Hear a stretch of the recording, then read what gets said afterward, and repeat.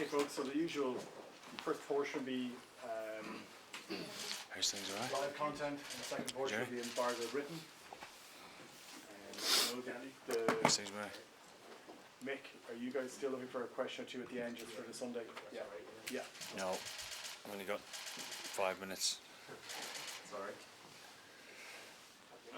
Yeah, we're getting underway. Good. Andy, is that the strongest team you've been able to pick?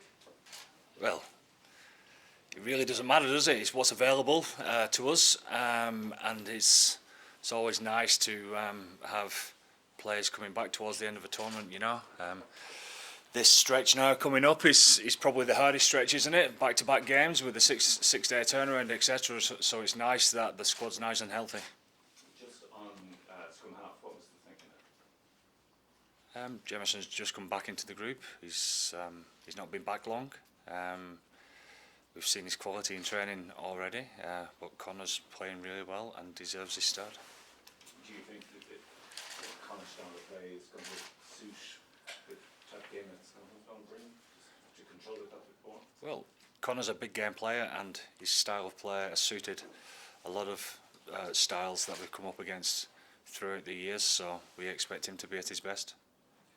And with so many players fit for selection, was this the toughest team to select? Not really, no.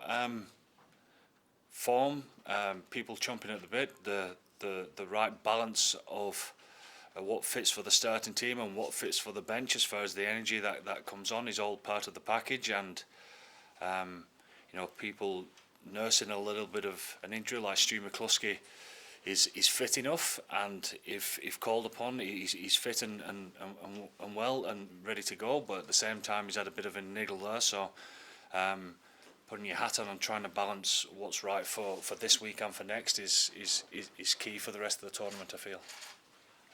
Obviously, we know how good the Scotland back line is. The pack is also playing really, really well. So how big of a battle are you expecting there to hit the platform? Well, I mean, yeah, you're right. They're playing really well across the board. They're pretty physical in the set piece and in the carries and in the tackle area, and obviously in the breakdown and all. That's forward play, isn't it? You know, and the forwards are setting the platform for the backs to be able to play the way that they're playing as well. So at this moment in time, the whole package, aren't they, as far as how they're playing, and very confident going into this game. I'm sure they are. Johnny said yesterday that he feels that this is the toughest test of the championship so far, that this Scotland team is probably the best Scottish team that he's ever faced. Would you agree with that? I think they've always been a really tough side to break down, and you know the proof's in the history of that. So, I mean, you name me a game where they've not been confident going into a game against Ireland, and rightly so, really, because we've always had ding-dong battles with them, you know. So it's always been really tough, and this is no different, is it? So I suppose both sides are used to that. And how pleased are you to have Tadhg Furlong back in the starting team? Well, he's a world-class prop, and he's a great leader. And you know, when you look around the changing room, there's certain players that give a sense of confidence, whether they're saying something or not, and he's one of them. Yesterday as well, something we spoke to Johnny about was his relationship with you. He just said that he's always had a brilliant relationship from when you've been assistant coach to head coach, and the best thing about it is that you've been always so approachable. Is that something as a head coach that you were, I suppose, cautious to want to be able to strike that balance, that players could speak to you? I'd be gutted if they couldn't. What's the point in that? What's the point in players not being able to speak their mind to you, because you end up just going backwards and going nowhere. The aim of everything that we do is to keep pushing forwards, and to be able to do that, you've got to know what each other's thinking and feeling, etc. So to be open enough that people can approach you has got to be the way forward, hasn't it? Thank you. Andy, Tadhg obviously hasn't played for a while. What gives you confidence he's going to be up to the pace straight away? Some players can and some players can't, and he's across his detail like no other. You know, Tadhg doesn't have to tear himself apart mentally to try and make sure that he gets up to speed, because he's already figured it out. You know, he's one of those that probably when he's driving the car or sat in his room or having a bit of food or whatever, he's probably thinking about the game anyway. So when it comes to training, he's all boxed off, you know. So he brings confidence to the team by how he prepares, and that gives us confidence to know that he's ready to play. It was obviously unfortunate for Finley, but how positive was it that, I suppose, Tig, not that he's a point to prove, but comes back in when someone else hasn't played well in his position? Well, Tig's nothing to lose, you know. He just needs to be himself. He just needs to go out there and enjoy it. He's enjoyed the week. He's pretty relaxed so far.'s been great around the group. He'll build up for what's going to be a physical battle like everyone else will be, and he's nothing to lose. He just needs to go out there and perform the best he can for his team. And finally, how tough a call was it at 12 to get a few options in? Well, yeah, and that's what we want, isn't it? You know, I feel it's been good. It certainly hasn't been planned, you know, through injuries, etc.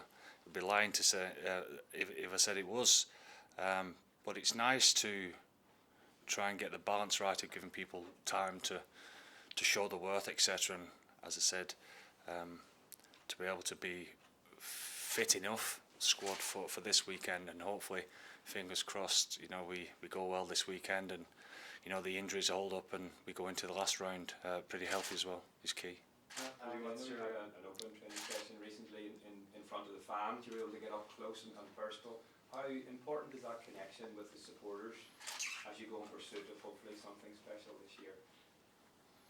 It's everything that we've talked about for a good few years. You know, a lot of teams would focus on doing it for themselves, the inner group, and obviously the outer circle to that would be the families, etc. You know, but we from day one have widened that, and you know, took the responsibility on to say that, you know, we're responsible to show the next generation of kids coming through, to show them what they're striving for, what they want to be involved in, how they can be proud of their team. And I suppose when you throw the net out a bit wider to the parents and to the supporters of these of the kids, etc., and the whole of the nation, is something that we want people to be proud of, and that's what drives us on in the way that we want to play the game. Where do you think the biggest challenge is going to come from Scotland this weekend? Oh, all over the field, I think. You know, it's, anyone who watches the Scottish game at this moment in time, they realise that they play with pace onto the ball. They've got a nice flow into how they galvanise the back line together the whole time. The forwards are pretty physical. The breakdown's always very contested, isn't it? You know, so yeah, they're in good form. They're in good form. Again, I'm sure they're confident going into what is a huge game for them and a massive game for us also. Andy, what's just the thinking behind putting Caelan back to number 8 and bringing in Peter? What was your thinking for this selection? Caelan's a world-class number 8, and he's on fire in that position. So. He can express himself better in that position as opposed to. Not necessarily, no, because you know, I think that's you know, I think people can think too much into that, because you change the way that you play to make sure that the personnel are able to be themselves anyway. You know, so you know, Caelan plays well whether he's at 6 or 8, but I think this balance is the right one for this game. Do you have to tell anything specific to Peter, who's come back in, any particular job, or does he just know it at this stage? What do you mean? What's expected of him? That he was left out last time. Do you have to give it? He wasn't left out last time. Oh, sorry. He definitely wasn't left out. He and it's the same for the rest of the squad. You know, the best compliment that I can give everyone who's involved in this squad is that we've been outstanding in training this week, and there's only one reason that we've prepared so well, is because everyone's mucking in, and everyone has a role to play to make sure that this team is prepared the best it can be. So on that basis, to answer your question, this has always been about the squad, and everyone realises that. Okay, we'll switch into the